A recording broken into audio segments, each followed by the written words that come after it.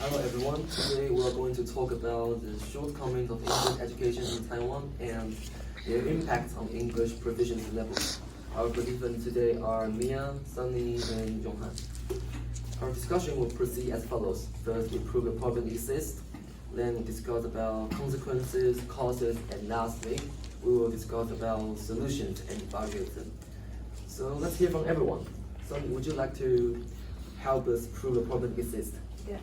I found that according to the International English Language Testing System, Taiwan was ranked 17th out of 20 Asian countries, showing behind countries like Japan, South Korea, Vietnam, and Pakistan. Wow, that number is really low. It's more low than I expected. For me, I have looked into some test papers and curriculums for around elementary to junior high. And during that time, I have found out most schools generally just have one English class, unlike for us in university, we have composition and oral. And when I look deeper, the classes are basically broke up into three parts. One is reading and writing, of course. We have composition, which is more writing, and then we have listening and speaking. But upon closer inspection on the exam papers that I could find, the closest things I could find that require speaking, the closest thing to speaking tests, are listening to conversations and seeing if you can understand what is being said. There's no actual documented, to my knowledge of my searching, that there's any speaking tests to my knowledge. Indeed, and I think people should prioritize speaking more because if we can recall, we learn our mother tongue by speaking and learning from our parents. Yeah. How about you, Yonghan? Okay, so probably as a result of the basic education problem that Mia just said. I need a chocolate. Okay, so we got this ugly circle of all the college students. So from Ministry of Education, they got a goal of making 25% of college students got B2 level of English. And for those 25% of them, only 20% of them got all English courses. So basically, after doing a number, we got only 4% of college students got all English courses and B2 level of English. English skill. So it's just 4%, so tiny. And also it's just a goal. I tell you, it's a goal. So the real number is definitely lower than just 4% of Wow, that's shocking. Only 4% of people have B2 levels. So does anyone have anything else to add? No? So thank you all for helping prove a problem exists. So let's move on to the consequences.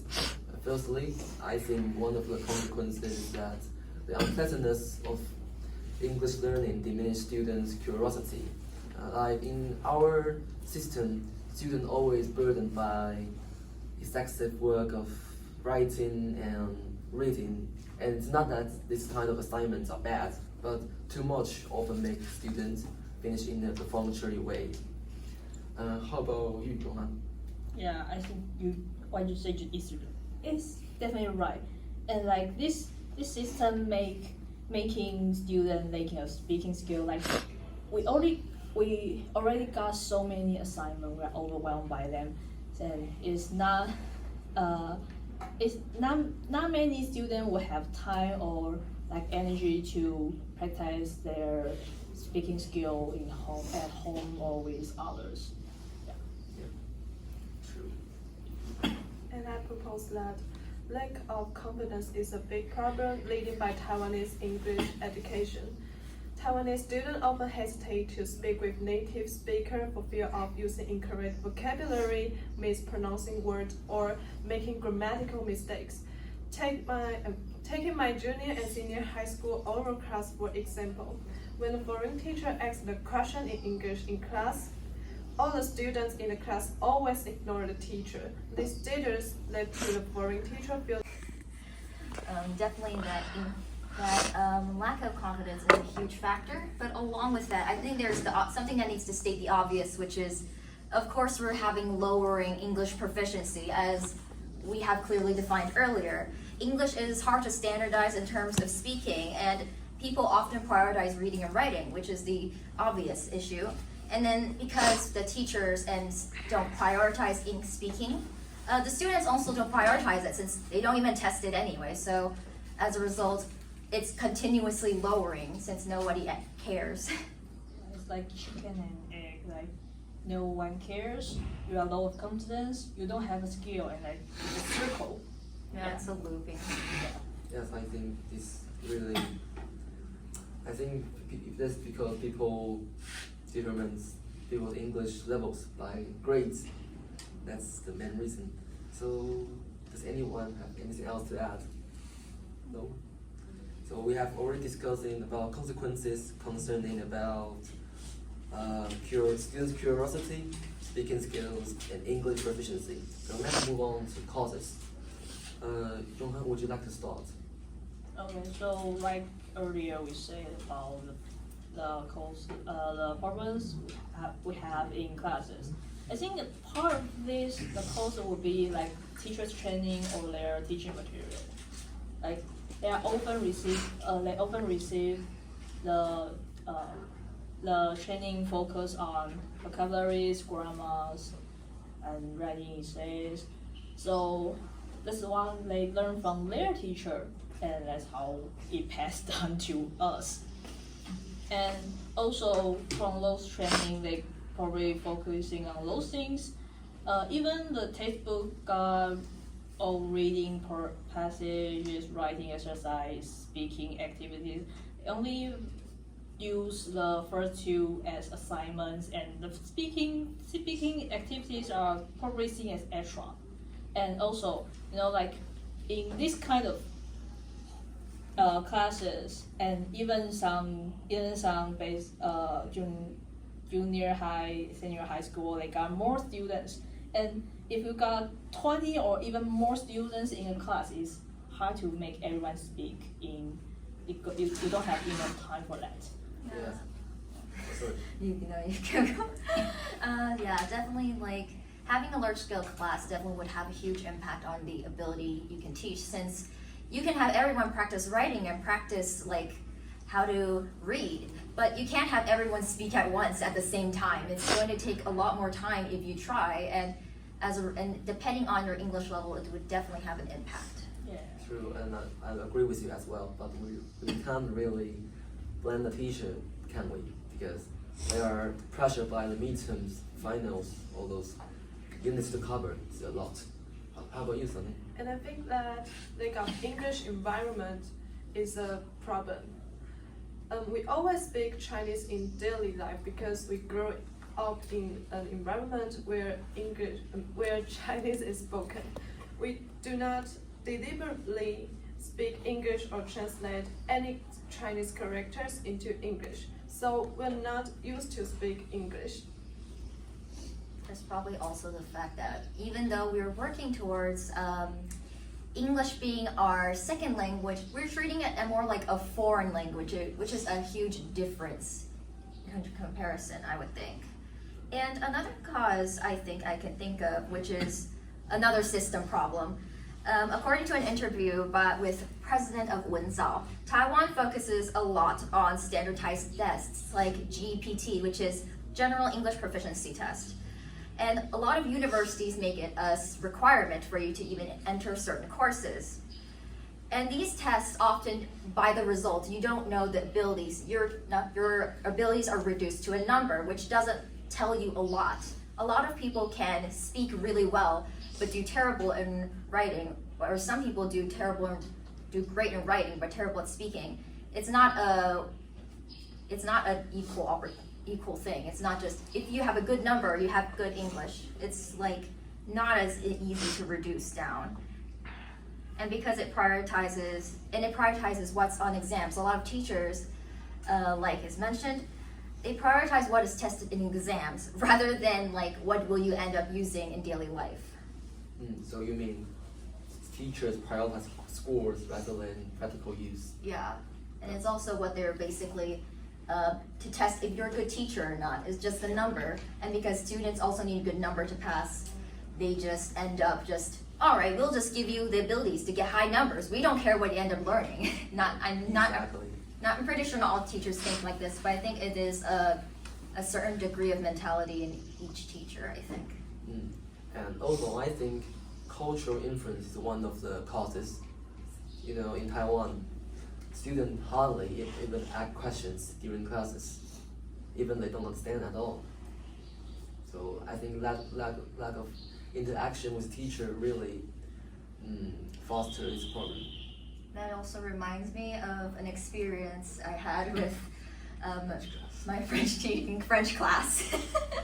Well, in our French class, the teacher were asking us, they were teaching us new things about, present past tense, something similar to that, and they asked us, everyone, the entire class, if we had any questions, and nobody raised their hand.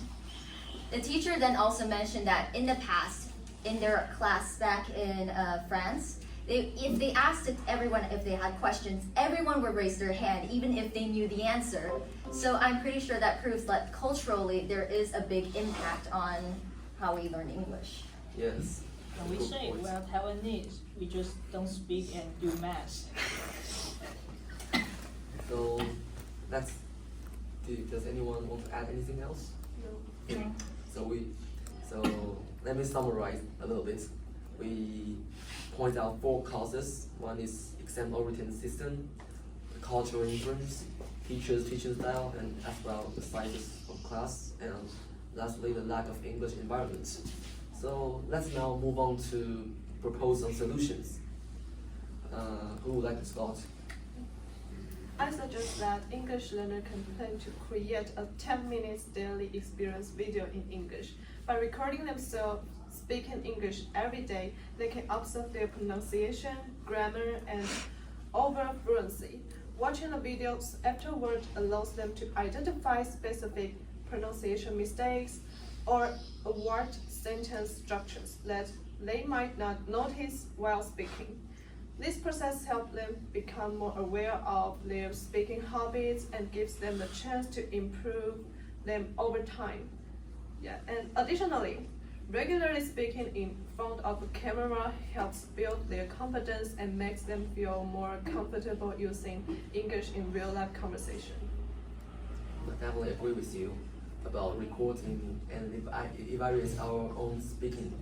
I heard musicians saying that recording yourself is the best way to improve. So I think it's really good solutions. And also I would like to share another solution and similar to yours, which is finding your own motivation. Since we are living in an exam-oriented system, it's important to find our motivation and connect our learning with our interest. So like you said, record ourselves. I think it's very good if you find your favorite actor, to find their interviews and learn their intonation, pronunciation, and compare yourself with their way of saying English, speaking English. Yeah. How about you? Well, I agree that definitely combining your interest into learning English is a huge part, and it can greatly help you get interested into learning English. I also agree with Sunny that listening to a recording of yourself is definitely a good way to check if there's any mispronunciation and a good way to practice. I definitely think it's a good practice. But all of yours, not the but, I don't think it's but for my solution, it is definitely more direct approach. It's also more large scale, which is just give them speaking tests. Just make them just make the test. One of the tests is talk to a teacher. It can be a foreign teacher or just your English speaking teacher. That way, it essentially forces both teachers and students to they have to learn English speaking, and they can't just slack off in this aspect. I think that's a huge thing, that it would be a necessary push to force them into actually getting into speaking English. I really like your point about necessary push. Yeah, using their magic against them. How about you, Okay. Johan? Let me introduce you another type magic. French. Like okay. You know, there's some kind of group like COC or other groups. They make you know foreigner, and those foreigner probably usually want to learn Chinese. And you can teach them. You can teach them Chinese, and they can teach you English. Like it's a win-win. Yeah, you're making new friends. You teach each other, learn from each other. So yeah, friendship. And you know, other thing is like if you like to socialize, you like to make new friends, and it will be a motivation for you if you like those things. You got new friends to talk to, yeah. And other things I heard from a professor. Yeah, I probably heard it from a professor. I don't know why, but they say to learn a best way to learn a new language is to make a foreign lover. Yeah, like it boosts your motivation so fast, right? Yeah. Yeah. So far we have 4 solutions. One, finding your own motivation, connect with your interests. Second one, adding oral tests into the exam. And third, practice with foreigner. Last one, about filming yourself, evaluate your own accent. So let's evaluate those solutions. And there are 2 questions we have to consider about. First, does the proposed solution eliminate one or more causes of the problem? And the second one is, does the proposed solution create a new problem? So, who would like to start? Okay, for finding the foreign learners as the language learning partner, it's a good way to force English learners to speak English.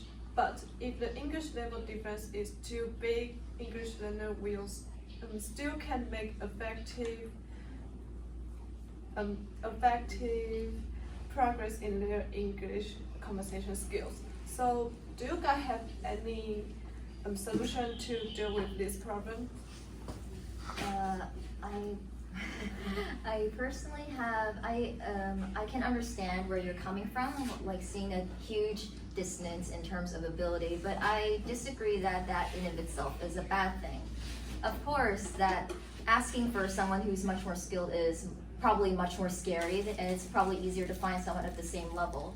But I think it's harder to gauge your abilities if you're with people on the same level, since you probably around have the same level of understanding. If it's someone with a higher knowledge of the English language, they can probably help you and at least like maybe boost your skills and drag them up. Or worst case scenario, you both come into a middle ground. Their English level goes down and yours goes up.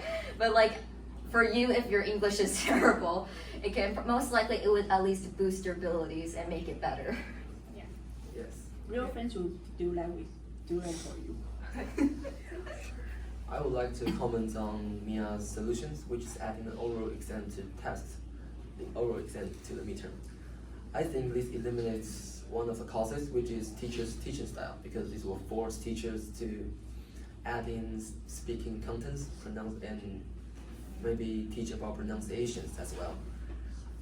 But I think the only tiny little bit problem that this might add is it will add too much work for probably high school students, for they have too many subjects to prepare and lots of exams.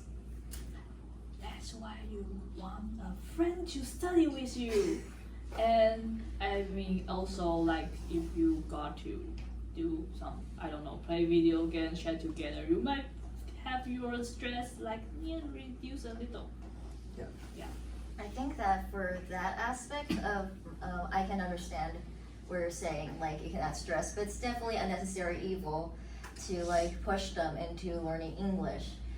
And also I can't really control what other people set as workload, so I don't know what I can do about that. Maybe in the future as like it's added into the system, other people can adjust accordingly, but other than that, there's not much one can do to help with that. Yeah, okay. Due to the time, I think in conclusion, we have to move on. So in conclusion, I believe these 4 solutions can coexist. Adding oral exams to midterms, making foreign friends can both boost our motivation to learn English. So what do you guys think? Do you also agree these solutions can coexist together? I think not only they can coexist, they can definitely, if you incorporate all four of them, you can definitely boost your abilities. Of course, you can't control the speaking test aspect, but I think like recording yourself to learn English, you can have four friends to practice with, and then finally, finding your motivation. All of these can definitely help boost your abilities. Nice. How about you, Sonny? I think that today each of idea is very perfect. So I hope that today's discussion provides a deeper understanding of this issue. And you, Johan? I think just like you said, being as solution will probably add more stress for a student. But other three solution probably will also do as stress reducing solution for that, like making videos like good interest, new interests, friends. They'll probably help you to overcome those scary tests. Like yeah, so they don't just coexist. They can help each other, cover each other up. Nice. So thank you for your hard works. Thank you for listening. Thank you. Thank you.